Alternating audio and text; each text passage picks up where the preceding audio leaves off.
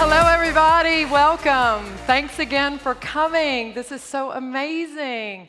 I am so excited to be here with all my balayage believers of the world. Can we get a yes for balayage? Yes.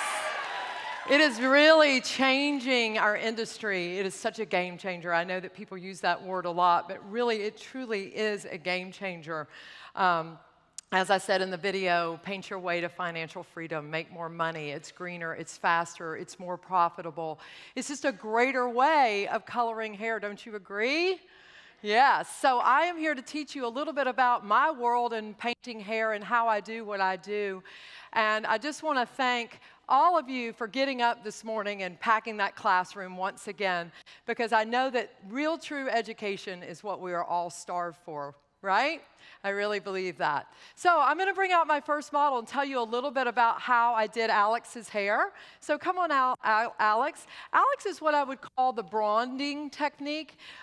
Bronding is sort of a big word, it's a big buzzword that we use out in the industry right now about how we color melt hair. And if I can get the process slide to come up, basically what I did on Alex's hair is I applied the base color first, and then I melted the color directly on top. Now, you'll hear me talk in the classroom a lot about the ridges of hair and the importance of riding ridges. So what is important about that in this balayage technique is that everything is painted back and away from the head.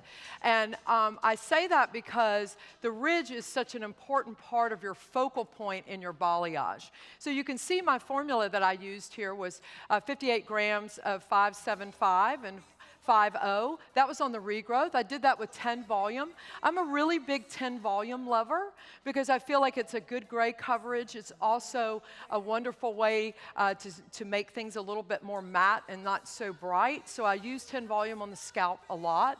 Then I went in, of course, with Sunlight's 40 volume and glazed over it with an 871. Now, I want to talk about toning hair because this is a question I get in the classroom all the time. Do you tone hair? And my answer to you is, of course, but let's name it something like glazing, shifting, shining. You know, I think that far too often hairdressers set themselves up for disappointment. And what I mean by that is you're painting or you're in your consultation and you say to your guest, well, you know, if it doesn't get light enough, we'll just tone it. Or if it's not the right color, we'll pop a toner on it. And I always say that's really not a really upgraded way of looking at the service of balayage. I think that everything, like everything we wear, needs another layer. You know, it needs the necklace, it needs the jacket, it needs something else. So hair color, to me, to make it couture color, it always needs to have another layer. Now, does that mean that I glaze, shift, shine, or tone every balayage I paint? Absolutely not. But it's something that you as stylists need to pay attention to when you're in the salon and you're in your consultations to not set yourself up for disappointment and for ticket shock if she gets up to the front and you've added a bond multiplier or you've added a toner or you've added on additional services. So my advice to you is when you're doing consultations in the salon, speak to that, but speak to it very professionally as to what it is to achieve that look. Now, we all know with social media, Pinterest, everything has filters, right? Instagrates are made on filters. And so for me, it's a very difficult thing now as painters that we're back in the salon and people are bringing pictures in of things that they see. Well, her color looks like that. Well, this color has all those tones in it. And we all know that a lot of that is through filtering. So just make sure that when you're in your consultation, you talk about the end result, how long it's going to take to get there, and of course, shifting hair. Okay? Thank you, Alex. That's my blonde. So I'd like to bring out Daryl now. Daryl is my ravishing red. Of course, I've always got to have a red in every collection. And I love, love, love, love, love, love reds. And what I love about this is I do a process called double dipping. And I can't really take responsibility for this this technique. I was actually taught this technique by a friend of mine that is an inner coiffure member, and I absolutely love to double dip my reds now. But what we did here on Daryl, if I can take the next slide, you can see she was just a murky brown. So what I did is I put my 10 volume red on the regrowth. As I moved out and shifted the hair in the mid shaft, I upped my volume and upped my level. Then as I came in, we painted some huge panels along with some special mixes for my first initial red to the ends. So I balayaged on top of the color as well as additional color in throughout. And if we could see the formulation, you could see that it has lots and lots and lots and lots of things. This is what I call very expensive hair color in my salon. So you need to charge for all of those bowls. You know, I am a salon owner, and I see my staff sometimes coming out, you know, with 14 bowls of things, and I'm like, are we charging for that? Because everything costs, right? So I always say if you have long hair, you pay long prices when you come to Candy because it takes more time, it takes more product, it takes more effort, and you should certainly be willing to charge what you're worth. So as I went in and we painted the beautiful balayage in throughout, and of course, we put in the ribbon of 045 and also a special mixes of /56 with no developer.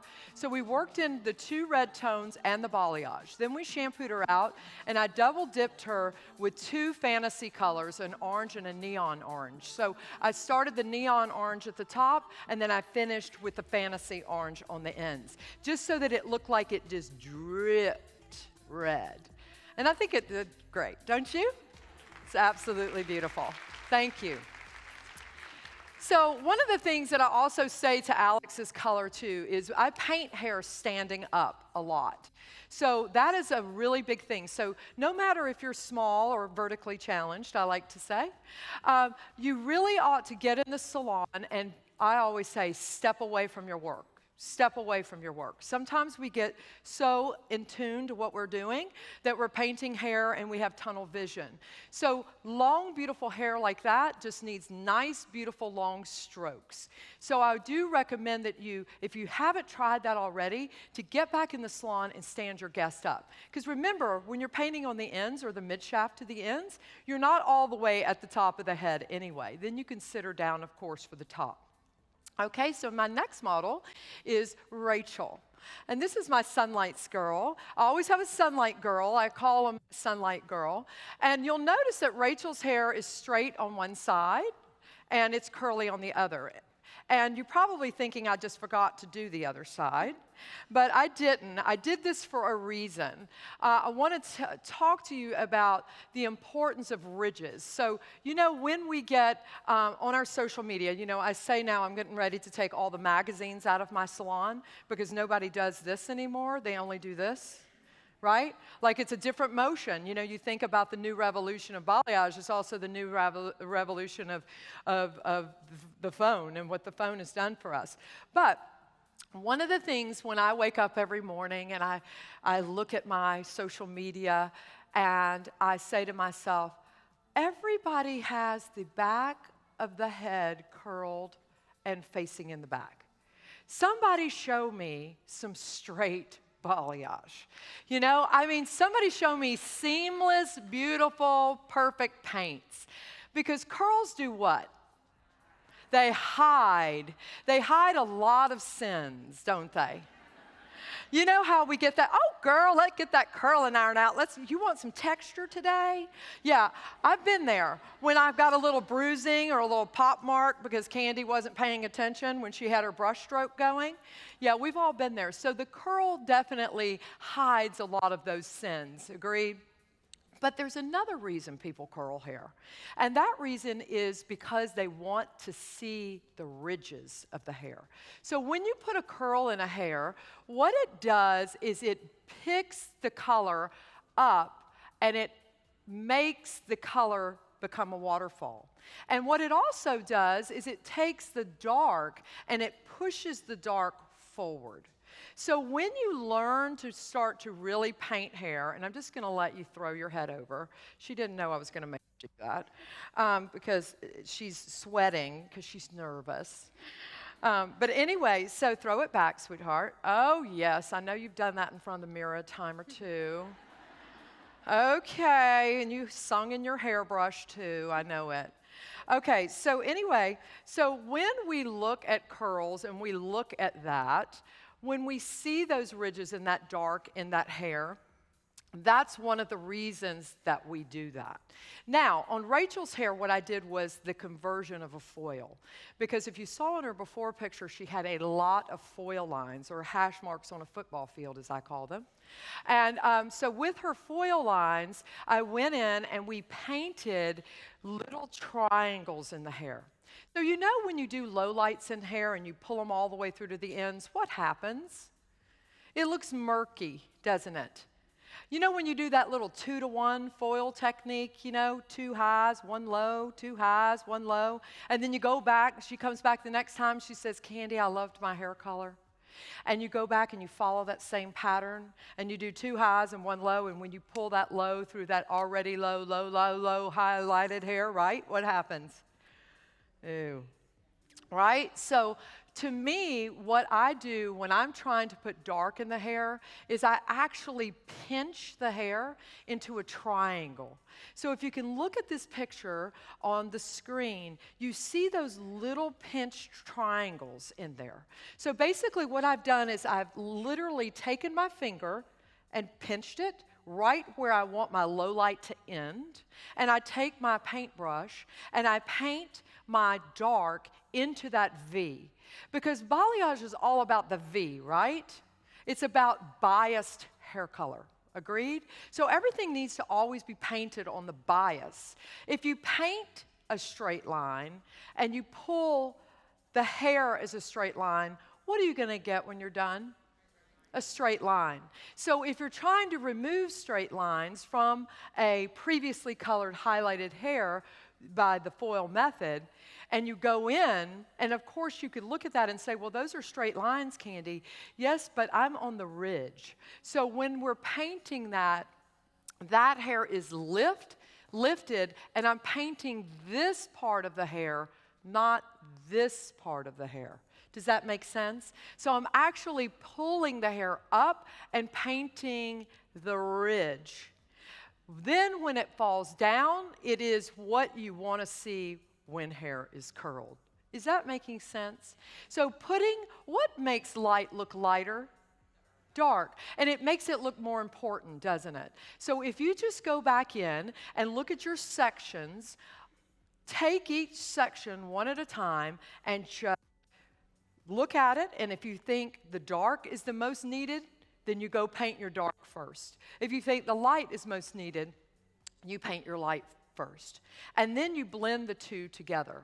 Of course, sunlights can be used on top of a color as well. So if you were to put the color all over, you could. But I do want to make it clear, if I can bring up my phone, that's also just a little bit of skimming on the hairline there. So that's a little skim. So if you know anything about me, and if you're ever in my classroom or you're coming to my Look and Learn tomorrow, I talk about how to skim hairlines. And that is probably the single biggest challenge that most balayagers have is hairlines. And I'm going to teach you a technique today that's going to help you with hairlines as well. So you can see how that is also comes together in the third piece, and that's called a back fold. And I'm just going to turn you just a little bit, sweetheart. Let me fluff you. Okay, so you know when your guest is, and I should have grabbed my comb, but that's fine. Fingers are great combs. You know that when your guest, you go in the salon and you do what I call a partial.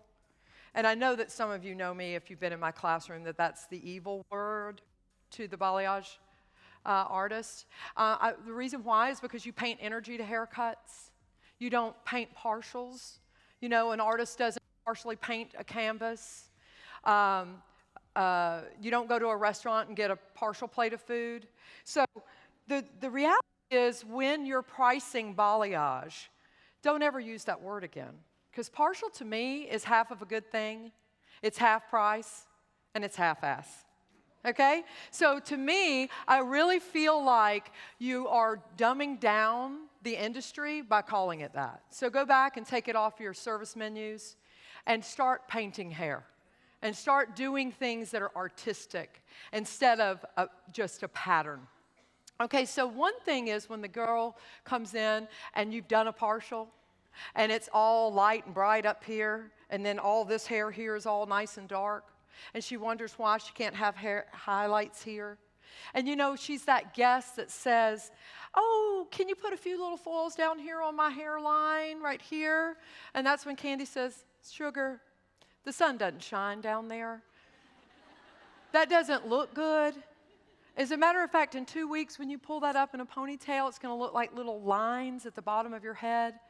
So to me, I try to tell people, balayage is about creating what nature does naturally. Like the girl put her hair on top of her head in a big old bun, and the ends are lighter, and then the dark goes down, right? That's what it is. But because of that, they do want lightness through here, right? So how I do that with balayage, and if we could just slip back to that slide, go backwards, I fold the hair back and over. Once I've finished all of my paint, I fold it back, and I fold it back, and I do what I call a back fold. And we'll be showing this in my classroom tomorrow if you care to come. But that helps you to paint the ridge on this side of the hair so that when she blow dries her hair, now you can turn around, sweetheart, and she blow dries her hair, then she has that blonde hair that comes from within. Does that make sense? And that's done only at the end of the paint. And of course, I just color melted with her, which I just talked about, and I used sunlights as well. And I think she is beautiful. Thank you. Okay, and then my final little diva here, Natalie. You know, you got to have fun, right? So yellow is my color. I don't know if you noticed, but it is the color of joy. It's the color of sunlights. And so I said, why not the color of hair? So I want to make sure that people understand that you can do anything with balayage that you can do with a foil. So if you're wanting to do fantasy colors or you wanting to do lots and different tones, obviously pre-lightening the hair with balayage is going to get you there just as easily. So we'll look at her process pictures. And so you can see that on one side of the hair, you know, basically what I love about this is teaching placement. And placement is so key as to what we did. So you can see that I put her base color on first, pulled it through on one side, changed her part just a little bit, look at the first picture, so that I had a deep part to carry all of that color and make that nice and dark. Right? And I knew that this lived there, so I already knew that that was going to come from the other side. So placement is key. So then I went in and I painted my big V, and if you know me, you know I'm all about the V. The V is the greatest thing because I know how I can control my ridges by painting that. Of course, I put my perforated wrap in between, which I love. It's a wonderful mechanism for heat, and it's also a window to look through so I can see what I'm doing. I kind of like that, being in control of my work. And then I came through afterwards and just put a limoncello all over her hair, and I think it's fun, right? The placement is just really beautiful, and she'll, of course, be around this weekend for you to come pick through her hair like everybody always does, all my models, looking for bumps and bruises and bleeding and everything else because they don't believe you can do that. But anyway, so nonetheless, I do want to say that the ridge here, you can see that I left that hairline dark, but now you can really see how the ridge becomes part of that hair color. And you can also see how the size of my piece was so big. So I think it's very, very beautiful. Don't you? Give her a hand.